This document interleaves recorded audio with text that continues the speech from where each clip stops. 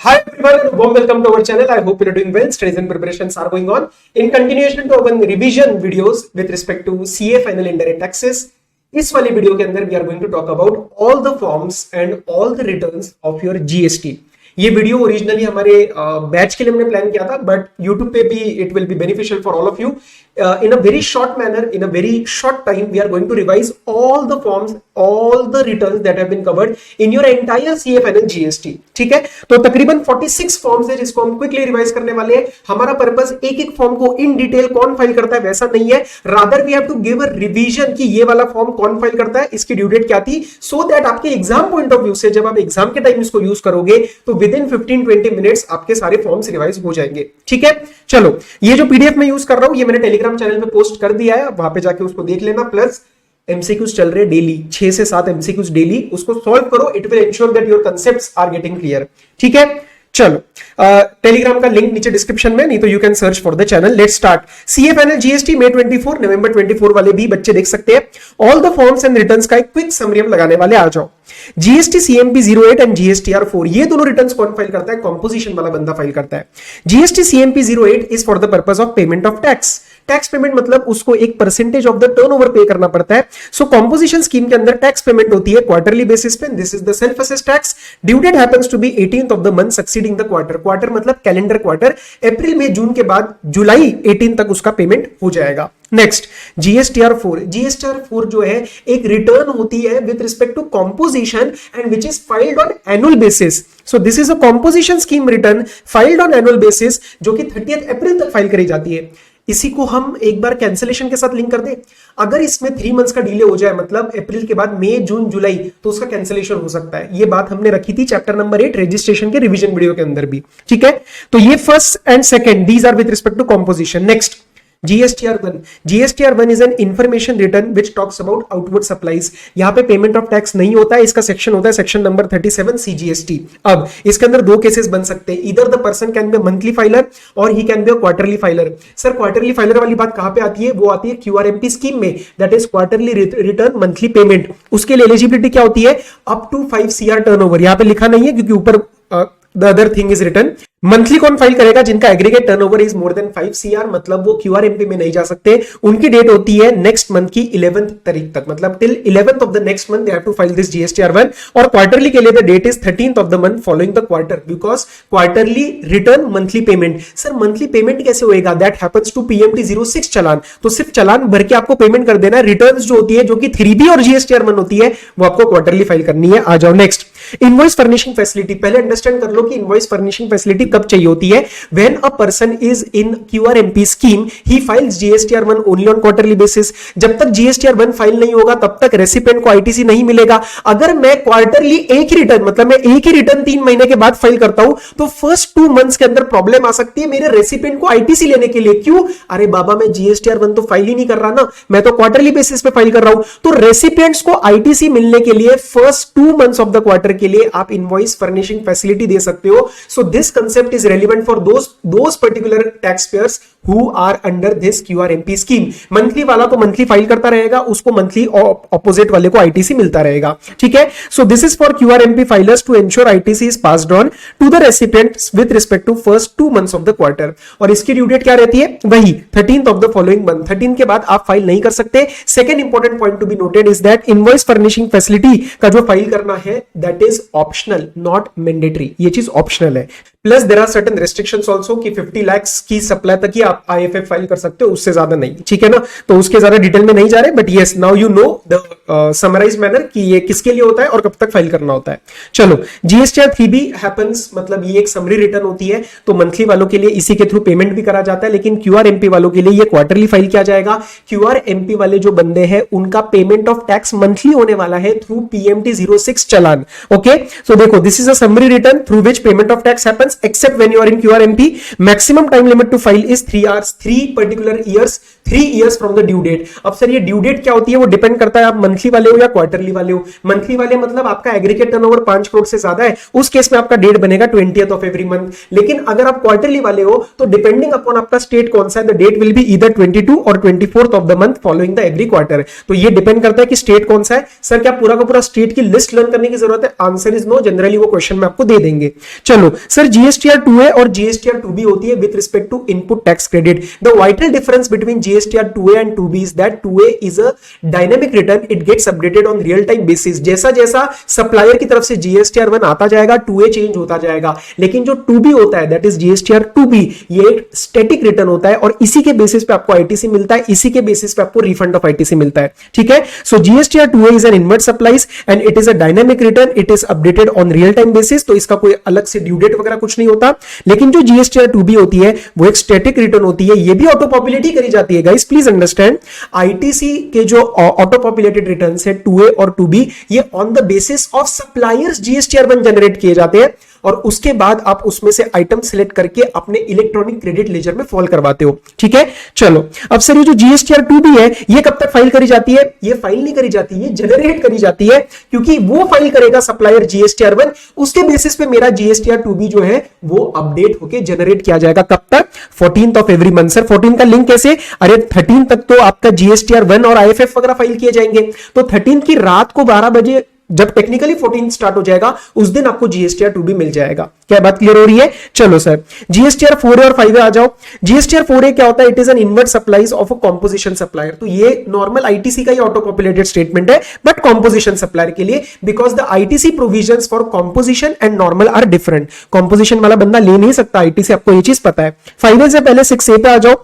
जैसा GSTR 4A वैसा ही GSTR 6A, inward supplies auto populated statement with respect to ISD. ISD क्या करता है? सबसे आपका आईटीसी ले लेता है, उसको एक पोटली में डाल देता है और उसको डिस्ट्रीब्यूट कर देता है। The entire mechanism we have studied already. ठीक है, तो जीएसटीआर 4A और जीएसटीआर 6A कुछ अलग नहीं है बट स्पेसिफिक दो जनों के बारे में है ये नॉर्मल इनपुट टैक्स क्रेडिट के स्टेटमेंट ही, दैट इज ये कॉम्पोजिशन के लिए 4A वाला और 6A वाला आईएसडी के लिए।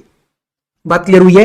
जीएसटीआर 5A जरा इंपॉर्टेंट मार्क करना, मुझे लगता है इसमें से इस बार सवाल आ सकता है क्योंकि इंपॉर्टेंट भी है और अपने आप में अमेंड भी हुआ है। लेट्स सी, रजिस्टर्ड पर्सन अगर सर्विस प्रोवाइड कर रहा है कौन सी? If he is providing some kind of online money gaming, अब ये गुड्स हो जाएगा, सर्विस मतलब he is providing online money gaming from a place outside India to a person in India. Online gaming money बाहर से India में provide कर रहा है या फिर ओइडार सर्विस प्रोवाइड कर रहा है। What is OIDAR? OIDAR service मतलब without the use of IT ये सर्विस नहीं दी जा सकती।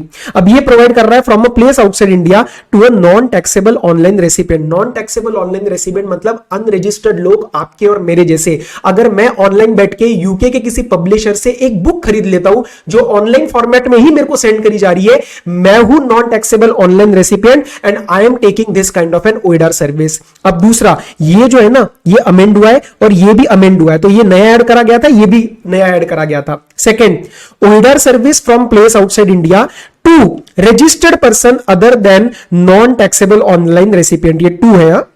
ठीक है, ये जैसे 2 है ये भी 2 है, तो ये किसको प्रोवाइड किया जा रहा है? Registered person other than non taxable online recipient. जब ये सर्विसेज किसी रजिस्टर्ड पर्सन को प्रोवाइड करी जाती थी, इससे पहले जीएसटीआर 5A फाइल नहीं किया जाता था, लेकिन अब ये वाली डिटेल्स भी कैप्चर करी जाएंगी जीएसटीआर 5A में। क्या बात समझ में आई है? इसकी जो है मंथली फ्रीक्वेंसी रहती है 20th of the month succeeding the calendar month. तो अप्रैल हुआ तो मई में 20th तक, मई का हुआ तो 20th जून तक। चलो जीएसटीआर 5 क्या होता है? This is filed by non resident taxable persons, monthly basis पे फाइल होता है। Earlier of 13 days after the end of calendar month और 7 days from the end of the validity period. Sir खास बात क्या होती है? कैजुअल टैक्सेबल पर्सन और नॉन रेसिडेंट टैक्सेबल पर्सन में एक वैलिडिटी पीरियड रहता है, क्योंकि ये लोग स्पेसिफिक काम के लिए आते हैं, जैसे फॉर एग्जांपल एग्जीबिशन, तो उतना काम करके निकल जाएंगे। अगर तब तक इस बंदे का रिटर्न, इस बंदे का जो पीरियड है वैलिडिटी का वही खत्म हो गया, तो वो 7 डेज से आपको वो गिनना है और कैलेंडर मंथ के एंड से 13 डेज whichever is earlier। तो लेट्स से ये 7 डेज बन रहा है, लेट्स से एग्जांपल 5th, तो 5th और 13, तो फिर 5th तक आपको फाइल करना पड़ेगा जो भी अर्लियर बनेगा। बात समझ में आई? चलो GSTR 6 is the monthly ITC distribution by the ISD 13th of the following month. तो ये जो आईएसडी होता है ये अपना जो है रिटर्न डिस्ट्रीब्यूट कर देता है, उसके बाद उसको ये जीएसटीआर 6 फाइल करनी पड़ती है and 13th of the following month तक ये चीज फाइल करी जाएगी on a monthly basis. GSTR 7 is a return for TDS deductors होते हैं सेक्शन नंबर 51 में, वो गवर्नमेंट और उसके डिपार्टमेंट्स 2.5 लाख के ऊपर तक का जो कॉन्ट्रैक्ट वैल्यू होता है उस पर टीडीएस कट करते हैं। तो मंथली बेसिस पे उनको जीएसटीआर 7 जो है फाइल करनी पड़ती है by 10th of the following month. कई कई जगह मैंने टाइम लिमिट्स नहीं दी है, कई कई जगह टाइम लिमिट्स एप्लीकेबल नहीं है, आपको वो लर्न नहीं करनी है। कहीं ना कहीं एक दो जगह मैंने ज्यादा ही दी है compare to your ICS study material, don't worry. GSTR 7A क्या होता है, जैसा आपको फॉर्म 26AS और फॉर्म 16 और 16A मिलता है इनकम टैक्स में, वैसा हमारे जीएसटी वालों का है GSTR 7A, that is the TDS certificate. अरे मेरा टीडीएस डिडक्ट कर रहे हो तो मुझे उसका सर्टिफिकेट दो, ठीक है ना। चलो जीएसटीआर 8 क्या है, it is the monthly return by electronic commerce operators who are going to collect TCS, ठीक है। Filing is allowed only when the TCS liability has been discharge, मतलब गवर्नमेंट को पे करने के बाद। इसकी ड्यू डेट क्या होती है, मंथली बेसिस पे 10 तक फाइल करनी पड़ती है। सो टीडीएस और टीसीएस दोनों ही मंथली फाइल करी जाती है नेक्स्ट मंथ के 10 तक। इसकी मैक्सिमम टाइम लिमिट क्या है, 3 years from the relevant due date. तो लेट फी वगैरह पे करके आप मैक्सिमम 3 साल तक फाइल कर सकते हो, उसके आगे नहीं। चलो मतलब पहले प्रोविजंस भी लगेंगे, वो अलग बात है। अब बात करते हैं जरा एनुअल रिटर्न्स के बारे में। एनुअल रिटर्न्स के रिस्पेक्ट में टोटल 4 चीजें आती है, GSTR 9, GSTR 9A, GSTR 9B और GSTR 9C। 9 is the basic annual return जिसकी ड्यू डेट रहती है 31 दिसंबर of the next financial year. GSTR 9A talks about annual return with respect to composition supply, time limit is same. GSTR 9B is an annual statement, annual return word मत use करना, annual statement by ECO who is required to collect TCS. अब sir ऐसा क्यों बोल रहे हो, क्या सारे के सारे इलेक्ट्रॉनिक कॉमर्स ऑपरेटर टीसीएस नहीं का कलेक्ट करते? Answer is no. हालांकि ये डिफरेंट टॉपिक है जो टीसीएस के अंदर डिस्कस किया जाता है, बट समझ लो कि ईसीओ सारे के सारे टीसीएस नहीं कलेक्ट करेंगे। उसकी कुछ स्पेसिफिक प्रोविजंस होती है कि it is releasing the payment उसके बाद आगे जा रही है, ऐसे करके अगर वो कंडीशन बन रही हो तो ही टीसीएस कलेक्ट किया जाता है। उस केस में जीएसटीआर 9B है, बट बेटा जी जीएसटीआर 9B अभी तक नोटिफाई नहीं हुई है। जीएसटीआर 9B अभी तक नोटिफाई नहीं हुई है, ठीक है। जीएसटीआर 9C क्या है, it is a self certified reconciliation statement. आप ही अपने तरफ से सर्टिफाई करके एक रिकंसाइल करके दो आपके बुक्स का बैलेंस, आपके बुक्स के अकाउंट्स वर्सेस रिटर्न्स के अकाउंट्स जो आपने एनुअल रिटर्न के अंदर सारे फाइल भी करे होंगे। अब ये सबको फाइल करने की जरूरत नहीं है, ये उन्हीं को फाइल करना है जिनका फाइनेंशियल ईयर में turnover was exceeding 5 crore rupees. Okay चलो इसके कुछ एक्सेप्शन है, casual taxable person, non resident taxable person, ISD और टीडीएस टीसीएस वाले लोग, इनको यहाँ पे ये रिकंसिलिएशन स्टेटमेंट फाइल नहीं करना। सर इसकी ड्यू डेट अरे अलग नहीं होती है, एनुअल रिटर्न के साथ ही जाती है। GSTR 10 is the final return. Final return किसको फाइल करनी है, यहां पे बच्चे गलती करते, बहुत ही बढ़िया सा पॉइंट बता रहा हूं। अगर if that person was required to file GSTR 3B and whose registration was cancelled, उनको ये GSTR 10 की फाइलिंग की जरूरत पड़ रही है। मैं रिपीट कर रहा हूं, वन ऑफ द कंडीशन, सारे बच्चे याद करते हैं registration cancelled.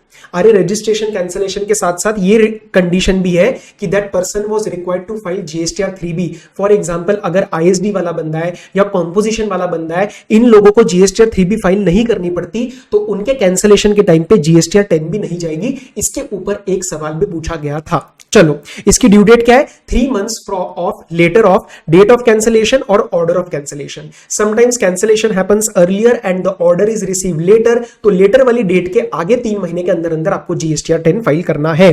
GSTR 11 is the details of inward supplies of those people who are possessing a unique identity number, मतलब UN WHO वाले जो ऑर्गेनाइजेशंस होती है ये फाइल क्यों करते हैं, बिकॉज ये जो टैक्सेस पे करते हैं ऑन इनवर्ड सप्लाईज उसका रिफंड क्लेम करते हैं, ठीक है। GST DRC 03 ये इंपॉर्टेंट जरा ध्यान रखना। This is a payment form. जब भी आप वॉलेंटरी टैक्स पेमेंट करते हो, कोई डिमांड आ जाए, कहीं शॉर्टफॉल आ जाए, तो आप जो टैक्स पे करते हो वो GST DRC 03 के अंदर अगर ये आप पे कर रहे हो person to show cause notice, तो आपको 30 डेज के अंदर अंदर पे करना पड़ता है to avoid your penal provisions. क्या बात समझ में आ रही है? अब आपके ITC के रिस्पेक्ट में कुछ फॉर्म्स आ रहे हैं, very very important. ITC 01 is the declaration with respect to claim of ITC which is filed in relation to section number 18 subsection 1 clause A to D। Sir क्या क्या था 18 सबसेक्शन 1 में, एक बार याद दिला दोगे? अरे अगर आप वॉलेंटरी रजिस्ट्रेशन में जाते हो, या फिर आप लायबल फॉर रजिस्ट्रेशन हो और विद इन 30 डेज आप रजिस्ट्रेशन ले लेते हो, या फिर आप कॉम्पोजिशन से रेगुलर स्कीम में आ रहे हो, या फिर आपका टैक्सेबल, आपका एग्जाम सप्लाई था वो टैक्सेबल हो रहा है, इन चारों ही केसेस के अंदर अब आपको ITC मिलेगा। ITC लेने के लिए गवर्नमेंट को सपना तो नहीं आने वाला है, आपको फाइल करना पड़ेगा ITC 01 with in 30 days of eligibility. क्या बात समझ में आई? तो ये आपका सेक्शन नंबर 18 से लिंक्ड है, विद इन 30 90 डेज फाइल करना पड़ता है ITC 01।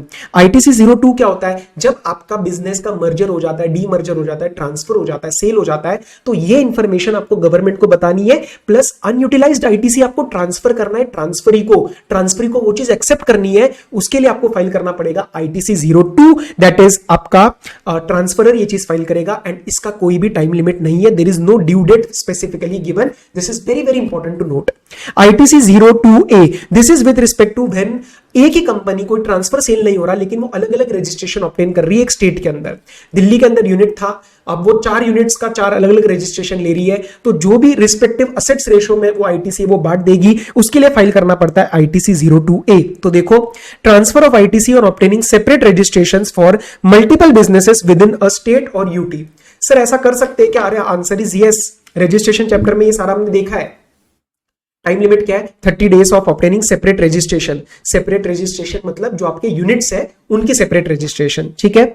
ITC 03, reversal of ITC, जब आप क्या करते हो, आप रेगुलर से कॉम्पोजिशन में जाते हो, मतलब सेक्शन 18 सबसेक्शन 1 क्लॉज सी और डी का उल्टा कर दो।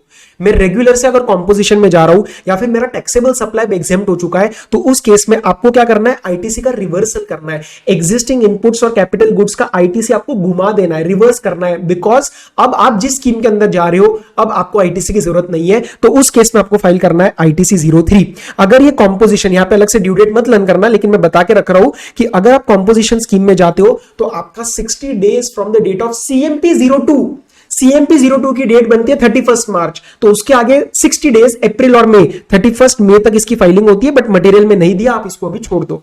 चलो, आईटीसी 04, ये कुछ नहीं है आपके जॉब वर्क के रिस्पेक्ट में। जब भी आप जॉब वर्क के लिए कुछ सामान भेजते हो या वहां से आता है, तो वो सारे के सारे जो चलान्स होते हैं, डिलीवरी चलान्स, उनकी सारी इंफॉर्मेशन आपको जीएसटी पोर्टल पे बतानी पड़ती है। आपको मतलब आप प्रिंसिपल हो, आपको बतानी पड़ेगी, उसके लिए आपको फाइल करना है जीएसटी आईटीसी 04। ये कब तक फाइल करना है? Said period, I am using the word said period, said period के जो अगला मंथ रहेगा उसके 25 तक। Now this said period can be इधर एनुअल और सेमी एनुअल, मतलब हाफ ईयरली। एनुअल कब? जब आपका एग्रीगेट टर्नओवर पिछले साल का अप टू 5 CR है, तो मतलब मार्च खत्म होने के बाद आप 25 अप्रैल तक फाइलिंग करोगे, और अगर आपका एग्रीगेट टर्नओवर पिछले साल का 5 करोड़ से ज्यादा है तो आपको हाफ ईयरली बेसिस पे फाइलिंग करना पड़ेगा। इन अदर वर्ड्स, अप्रैल से लेकर सितंबर तक का आपको 25 अक्टूबर तक फाइलिंग करना पड़ेगा, और उसके अगले वाले हाफ का मतलब मार्च में जो खत्म होगा उसके सक्सीडिंग मंथ अप्रैल के 25 तक फाइल करना पड़ेगा, ठीक है। So this is my GST ITC 04। GST REG 01 is basic GST registration form, जिसके थ्रू आप अप्लाई करते हो कि मुझे रजिस्ट्रेशन दो। इसका जो नॉर्मल टाइमलाइन होता है, अगर आप लायबल फॉर रजिस्ट्रेशन हो रहे हो, मतलब you are not going for voluntary registration but you are going for being liable for registration, that is your turnover has crossed the specified limits of 20, 10 और 40 lakhs और 10 lakhs, whatever it is, then in that case आपको within 30 days apply करना पड़ता है। If you do not apply within 30 days, there are a lot of disadvantages. You will, the primary being, you will lose the ITC. Plus your recipients cannot get ITC because आप revised tax invoice भी नहीं दे सकते। तो ऐसे बहुत सारी चीजें रहती है। आपको जो जीएसटी का रजिस्ट्रेशन सर्टिफिकेट मिलता है 15 डिजिट्स का जीएसटी जो आपको अलॉट किया जाता है, that is given in your registration certificate REG 06। REG 07 is for GST registration as a TDS deductor or a TCS collector. REG 08 is with respect to order of cancellation. This order is passed by the proper officer and cancellation as a TDS or TCS वाला बंदा, मतलब TDS deductor or TCS collector. GST INV 01, this is the e-invoice schema that we study in e-invoicing. E-invoicing schema मतलब this is the standard format that you have to follow, और आपको ये इसी के हिसाब से डिटेल्स भरनी है आपका ई इनवॉइस जनरेशन करने के लिए। ई इनवॉइस कब चाहिए होता है? When your turnover in any of the preceding financial years right from 17-18, जब हमारा जीएसटी का बर्थ हुआ था, उसमें अगर 5 करोड़ के ऊपर आपकी टर्नओवर हो, तो पहले 10 करोड़ था, अभी अमेंड हो चुका है। जीएसटी ENR 01, ये एक एनरोलमेंट नंबर होता है। ये किनको लेना पड़ता है? जो ओनर होते हैं, ऑपरेटर होते हैं गोडाउन के या किसी वेयरहाउस के या किसी स्टोरेज प्लेस के या फिर transporter. If they do not hold any GST, उनके पास खुद का जीएसटी नहीं है, तो वो क्या करेंगे? उनको एक एनरोलमेंट नंबर लेना पड़ेगा, because they have a lot of responsibilities in terms of records maintenance. तो उनको क्या करना पड़ता है? एनरोलमेंट नंबर लेना पड़ता है। जीएसटी नंबर लेने की जरूरत नहीं है, लेकिन आप ये फॉर्म फाइल करके एनरोलमेंट नंबर लो, ताकि आपके ऊपर भी हम नजर रख पाए। Then comes with respect to e way bill GST EWB 01 and GST EWB 02। GST EWB 01 is with respect to generation of e way bill. जब गुड्स का मूवमेंट होता है, कंसाइनमेंट वैल्यू 50,000 से ज्यादा होती है तो आपको ई वे बिल लेना पड़ता है। और EWB 02 is with respect to when multiple consignments are loaded in a conveyance, then I can go for GST EWB 02, which will basically be a combination or I would say a consolidation of all the e-way bills. For example, मेरे truck के अंदर 5 consignments है और 5 e-way bills है। अब मैं procedural compliance के लिए, प्रोसीजरल एडमिनिस्ट्रेटिव कन्वीनियंस के लिए एक EWB 02 जनरेट कर लूंगा, which will contain all the e-way bills। जो मेरे 5 है उनकी एक समरी आ जाएगी। ध्यान रखना, this EWB 02 that is consolidated e-way bill, it is not mandatory, this is for administrative convenience। आपका मन है तो करो, वरना आप 5 अलग अलग e-way bill कैरी कर लो अपने सारे के सारे कंसाइनमेंट्स के लिए। बात समझ में आ रही है? चलो अब आपके पेमेंट के कुछ चालान सारे देखो। GST PMT 01 is your format of electronic liability register, इतना इंपॉर्टेंट नहीं है। PMT 02 is format of electronic credit register, इतना इंपॉर्टेंट नहीं है। PMT 03 भी ओकेश है। Refund of unutilised ITC filed but rejected, so amount debited shall be recredited by the PO. हुआ क्या, जब मैंने रिफंड का एक एप्लीकेशन फाइल किया आईटीसी रिफंड का, तो मैंने अपने इलेक्ट्रॉनिक क्रेडिट लेजर को डेबिट कर दिया। क्यों? क्योंकि अब वो मैं पैसा मांग रहा हूं, लेकिन वो रिजेक्ट हो गया, मुझे पैसा नहीं मिला। तो मेरा इलेक्ट्रॉनिक क्रेडिट लेजर दोबारा बढ़ा दो, जो भी मेरा सही फॉर्म होगा, मैं जब सही रिफंड एप्लीकेशन फाइल करूंगा मैं फिर से उसको डेबिट कर दूंगा। तो इस केस में जब मेरा रिजेक्ट किया जाता है फॉर्म, तो पीओ एक ऑर्डर फाइल करता है कि भाई your refund application has been rejected, तो जो तुम्हारा डेबिट हुआ था उसको रिक्रेडिट कर लो, दोबारा बढ़ा लो, बाद में रिफंड एप्लीकेशन फिर से फाइल कर देना। तो उसके लिए आता है PMT 03 प्लस एक और case, refund of any amount which was wrongly paid or paid in excess for which e-credit ledger was debited, now it will be recredited by PO through an order in PMT 03। मैंने कोई amount पे किया है पर वो गलती से पे किया है या फिर एक्सेस पे किया है, जितना पे करना था उससे ज्यादा। फॉर एग्जांपल 10 रुपीज मैंने एक्स्ट्रा पे किया, mode of payment was debit in electronic credit laser, गलती समझ आ गई है तो मुझे रिक्रेडिट करवा दो। पीओ आपको PMT 03 ऑर्डर फाइल करके रिक्रेडिट करवा देगा। आप खुद से रिक्रेडिट नहीं कर सकते, आपको ऑर्डर चाहिए रहता है। PMT 03 है ये, ठीक है, दिस यू कैन लीव, बस था इसलिए मैंने डाल दिया है। This is issued by PO to recredit the amount erroneously refunded to a tax payer which is subsequently deposited through GST DRC 03। हो क्या रहा है इसके अंदर, इरोनियस रिफंड आया, मैंने DRC 03 के थ्रू पेमेंट कर दी, लेकिन मेरा यहां पे ई क्रेडिट लेजर भी डेबिट हो गया, तो मेरा 2 बार नुकसान हो गया ना। अब मेरा डेबिट सॉरी मेरा क्रेडिट का लेजर डेबिट भी हो गया और मैंने पेमेंट भी कर दी थी, तो मैं पेमेंट कर दी तो मैंने गलती ठीक कर दी थी, तो मेरा डेबिट क्यों हो गया? तो मेरे को रिक्रेडिट करवा दो। ठीक है, बेसिकली आपके जो रिक्रेडिट किए जाते हैं वो PMT 03 और 03A के थ्रू होते हैं। PMT 04 is the communication to the PO with respect to any discrepancy in electronic liability ledger। अगर आपको लगता है कि आपके फॉर्म्स के हिसाब से, आपके रिटर्न्स के हिसाब से there is some discrepancy in your electronic liability register, then what you can do, you can communicate to your proper officer। PMT 05 is the format of e-cash ledger, इसको छोड़ दो। PMT 06 इंपॉर्टेंट है, challan for payment of tax, interest, penalty and late fees. Challan generated is valid for 15 days, ये आपका सबसे ज्यादा काम आता है प्रैक्टिकली भी, PMT 06 के थ्रू ही पेमेंट होती है। PMT 07 electronic representation, if bank account is debited but challan identification number generate नहीं हुआ या फिर जनरेट हुआ बट उसका पोर्टल पे कम्युनिकेशन नहीं आ रहा है, तो आप उसको लिंक नहीं कर पा रहे हो, तो कोई अगर इशू आ जाता है CIN के रिस्पेक्ट में, आप जो है पोर्टल पे जाके इलेक्ट्रॉनिक रिप्रेजेंटेशन फाइल कर देना, दैट इज PMT 07। PMT 09 भी थोड़ा सा इंपॉर्टेंट मार्क करेंगे, जो इंपॉर्टेंट थे वो आपको खुद समझ आ गए होंगे, मैंने बताई भी है। ये इंपॉर्टेंट है, ये इंपॉर्टेंट है इसमें से, बाकी यस ये इंपॉर्टेंट है, और ये 0303 ओके है। ऊपर वाले तो सारे इंपॉर्टेंट है। थर्ड वाले पेज में फिर भी PMT वाले आप सारे ना करो तो चल जाएगा। आ जाओ PMT 09, एज यू ऑलरेडी में नो कि अगर मेरा मेजर या माइनर हेड गलत हो जाता है तो मैं उसको ट्रांसफर कर सकता हूं। वो ट्रांसफर करने के लिए आप फाइल करते हो GST PMT 09, लेकिन सबसे बड़ी और सबसे भयंकर इंपॉर्टेंट बात वो ये है कि वो इलेक्ट्रॉनिक क्रेडिट के रिस्पेक्ट में ट्रांसफर नहीं कर सकते, आप कैश के रिस्पेक्ट में फाइल करते ट्रांसफर कर सकते हो। So these are the transfers from one major head minor head to another. Major मतलब CGST, माइनर मतलब उसके अंदर टैक्स, इंटरेस्ट, पेनल्टी, वो सारी बातें। ओके, इलेक्ट्रॉनिक कैश लेजर के रिस्पेक्ट में ट्रांसफर होता है, क्रेडिट के रिस्पेक्ट में नहीं। एक सवाल आया था, उसमें गलती हुई थी बहुत बच्चों की, ध्यान रखना। ओके, अपार्ट फ्रॉम दिस, क्या आप किसी और पर्सन को भी ट्रांसफर कर सकते हो? Yes, provided that person is your distinct person 25(4) और 25(5) के हिसाब से, एंड आपकी खुद की कोई लायबिलिटी नहीं रहनी चाहिए।